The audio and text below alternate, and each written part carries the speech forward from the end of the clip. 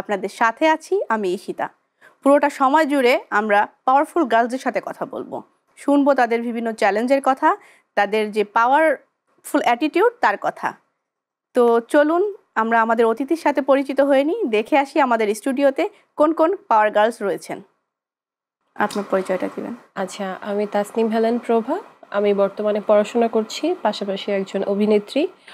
এছাড়া একটা পেজেন্টেও ছিলাম আমি, miss and Mrs plus Bangladesh 2021।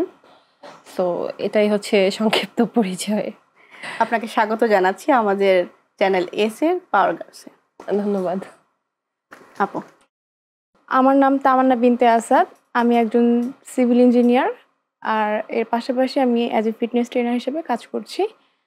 বর্তমানে আমি দুটো জিমে অ্যাজ এ ফিটনেস ট্রেনার হিসেবে কাজ করতেছি, আর এর পাশাপাশি আমি চেষ্টা করতেছি আমার এই প্যাশনটাকে আরও সামনের দিকে কিভাবে আরও ভালোভাবে এগিয়ে নেওয়া যায় সেটা। ধন্যবাদ আপু, আপনাকেও স্বাগত জানাচ্ছি। Thank you. দর্শক, আমাদের সাথে দুইজন অতিথি আমাদের স্টুডিওতে উপস্থিত আছেন এবং আমাদের দ্বিতীয় পর্বে কিন্তু আরও একজন অতিথি চলে আসবেন আমাদের সাথে, যিনি কথা বলবেন তার পেশা নিয়ে, এবং সেখানে আমরা জানতে পারবো নারীর গর্ভ অবস্থায় যে আমাদের স্বাস্থ্য সেটার সচেতনতা নিয়ে, এবং নারীর গর্ভ অবস্থায় যে মুটিয়ে যাওয়ার একটা প্রবণতা থাকে সেটা থেকে উত্তরণের উপায় বা সেটা আসলে কী জন্য হয় সেসব বিষয় নিয়ে। আমাদের সাথেই থাকুন। আপাতত আমরা চলে যাচ্ছি আমাদের স্টুডিওর যে গেস্ট আছেন তাদের সাথে গল্প করতে। আপু, কেমন আছেন? আলহামদুলিল্লাহ, ভালো আছি বলেই এখানে আপনার সামনে বসে আছি। ভালো আছেন শুনে ভালো লাগলো, এবং আপনাকে পেয়েও ভালো লাগলো। অভিনয় আসলে কবে থেকে আসা, কিভাবে শুরু, যদি একটু বলতেন। অভিনয়টা আসলে একদমই নিজের ইচ্ছায়, নিজের ডিসিশনেই আসা। কোনো প্রকার সাপোর্ট সেভাবে আসলে ছিল না। আর একদম প্রথম আমার যে কাজটা করি সেটা ছিল 2017-তে। অনন্য মামুন ভাইয়ার একটি টেলিফিল্ম ছিল আলো ছায়া, যেখানে নায়িকা ছিলেন হচ্ছে আন্নি আপু এবং হিরো ছিলেন হচ্ছে আমান রেজা। তো আমি হচ্ছে প্রথম যে কাজটা করি সেটা ছিল ওনার ছোট বোনের একটা ক্যারেক্টার থাকে, খুবই ফাঙ্কি এবং মানে একটু দুষ্ট একটা ছোট বোন থাকে, চঞ্চল একটা ছোট বোন থাকে।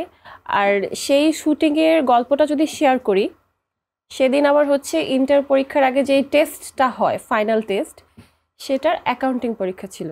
আমার কল টাইম ছিল 3টায়, কিন্তু আমার যেহেতু কলেজটা দূরে ছিল সেখান থেকে এসে আমি শুটিংয়ে অ্যাটেন্ড করতে পারতাম না। তো আমার একটু আবার অ্যাজমার প্রবলেম আছে, যেটা আমার রাতে একটু বাড়ে। তো আমি একটা দুষ্টামি করি সেদিন, যে আমি অ্যাজমার ওষুধটা খাই না। না খেয়ে থাকার কারণে সকালে আমার অবস্থা অবশ্যই পরীক্ষা দিতে যাওয়ার মতো থাকে না একদমই, যে কারণে আমি পরীক্ষাটা স্কিপ করতে পারি, কারণ বাসা থেকে আমার ফ্যামিলি খুবই স্ট্রিক্ট ছিল, মানে কখনোই যেতে দিবে না। কিন্তু যখনই দুপুর হয়ে আসতেছে তখন আমি হচ্ছে পারফেক্টলি মেডিসিন নিয়ে সুস্থ হয়ে 3টার দিকে আমি সেটে। ও মাই গড! তো এটা ছিল আমার একদম প্রথম কাজ, অভিনয় একদম প্রথম শুটিং।